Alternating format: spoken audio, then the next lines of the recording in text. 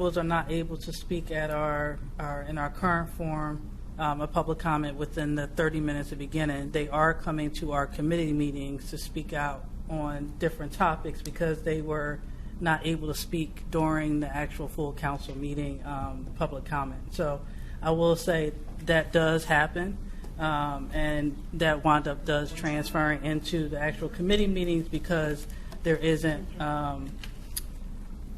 the space for them to talk at that within those 30 minutes. So they do tend to come to the committee meetings to be able to speak on it. And a lot of times it is not on that committee's legislation that's on the actual committee for comment, but it's the fact that they've been felt as though they were shut off or not able to speak based on a time frame of when they came for public comment. So I just wanted to make that note. Councilman Turner. Thank you, Madam President. To go to what Councilwoman Dixon says, that adds to what Councilman Johnson was stating earlier about expanding on public comment, but also the example that Councilwoman Dixon just gave also supports what Councilman Johnson was speaking of about the legislative part of the committee, them not sticking to the agenda item. If we're going back to the committee, then we have to they have to stick to the agenda item per FOIA. So we have to think of what type of platform or how we make that easier so they're not coming into the committee meeting talking about topics that aren't relevant to agenda items.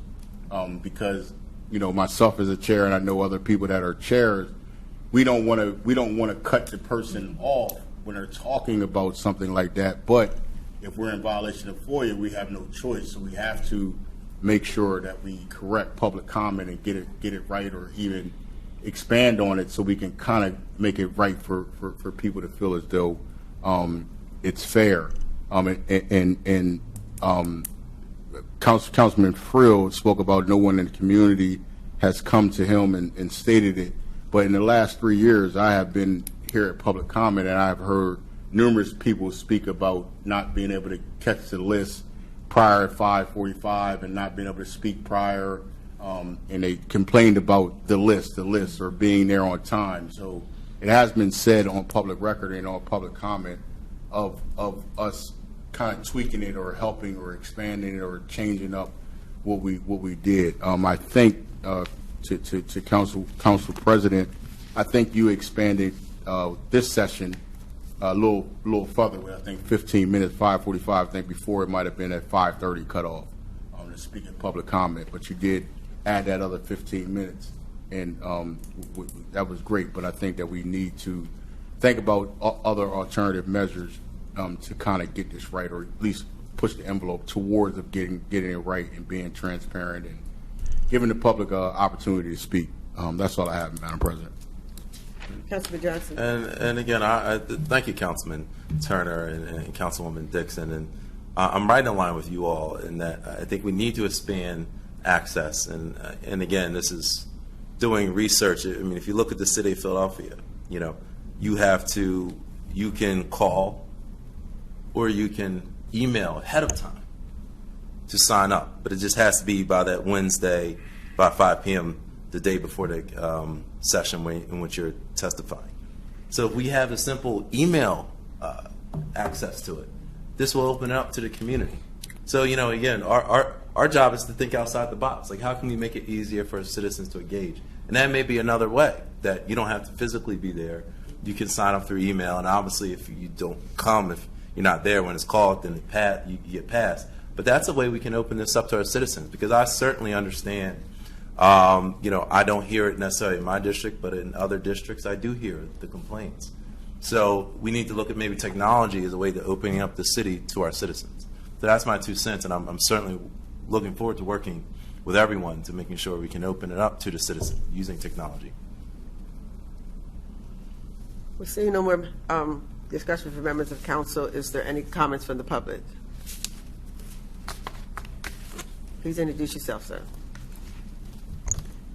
My name is Devon, D. Marquis Hall, and I'm blessed to be here. I actually came here from Philadelphia just now. I live here in Wilmington, but I had a project that I had to do earlier today at a middle school. So I'm happy to be here. I'm sorry that I had to be here late. But technology is really something, because I was watching the live of this on City Council's website. So I was hearing what it was that was happening here. And the community has that resource available if you guys let people know. Not everybody is going to be here. Not everybody's going to come up here. But I'll tell you, whatever it is somebody comes up here to speak about is important enough for them to come up here and speak about it. So you guys, I would hope, would listen. I want you guys to listen to whatever it is somebody has in their heart, whatever it is that's affecting them, whatever it is that is hurting them. Listen to it, whether it's on the agenda or not. I heard decorum. I heard Councilman Johnson, sorry to point, but I heard you speaking about decorum. And some people don't have a University of Delaware degree. Some people didn't go to law school.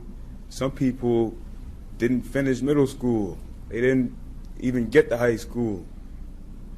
And they don't have the same coof that you might have. And it's something that has debilitated them in a lot of ways. So they have problems that you might not be able to relate to. Sometimes what it is that they say might cut deep. It might hurt. Hanifa Shabazz, I could direct the same point to you. You might feel like someone's rubbing you the wrong way because maybe you come from the same struggle that you see other people experience, and you feel like you've been through what it is that they've been through before, and you made it through, so you feel like they can do it too. So if they haven't, you question their direction. Help them, guide them, do what it is that you can to support that person's growth. Do whatever it is that you feel like they need you to do. There's a couple there's a UD professor up here, right? But we got to remember, University of Delaware is only 3% African American student population. It's 20% minority, 3% African American. Same guy told me that he took his degree from University of Delaware. He didn't go down there and he didn't beg for it. He worked for it. He said he took his degree. There's a difference between going down and taking something and begging for something, pleading for something, and then just feeling like, Ash, you know what I'm saying? You know what I'm saying? So you have 10 minutes, sir. 10 seconds, sir. This here, Delaware Leg Hall, we want to make things more like Delaware Leg Hall. I said during the meeting without any decorum at all out loud that Delaware Leg Hall is a plantation. If you walk into that building and you look at the pictures on the walls. 5 seconds, sir. When you look at the seal of Delaware, it's 2 white men. I would love for it to be a white man and a black woman, or a black man and some kind of diversity, but it's 2 white men. And every picture on that wall is a white person. There's a lot that needs to be done. Thank you. I just wanted to make a comment. Thank you, Mr. Hall, for always being engaged. This is why we are, City Council tomorrow has the Delaware Black 365 event. Yes, it's tomorrow evening at 6 p.m. And the point is to celebrate the history of our people. And we all come from different backgrounds. We certainly understand that. And our job, I know my job is always trying to see how we can make it engage folks. Because I think we have heard a lot of comments about people not being engaged. So how can we go out in communities to people that aren't coming to meetings? How can we give them what they need to stay up to date on what we're doing? So thank you. Told me about this meeting? No. Dion Wilson told me about this meeting. I didn't even know this meeting was happening right now. Thank you, sir. I wouldn't have known if he didn't tell me. Well, that concludes the discussions of the items on today's agenda. With that, I accept the motion for adjournment. Meeting adjourned. Thank you.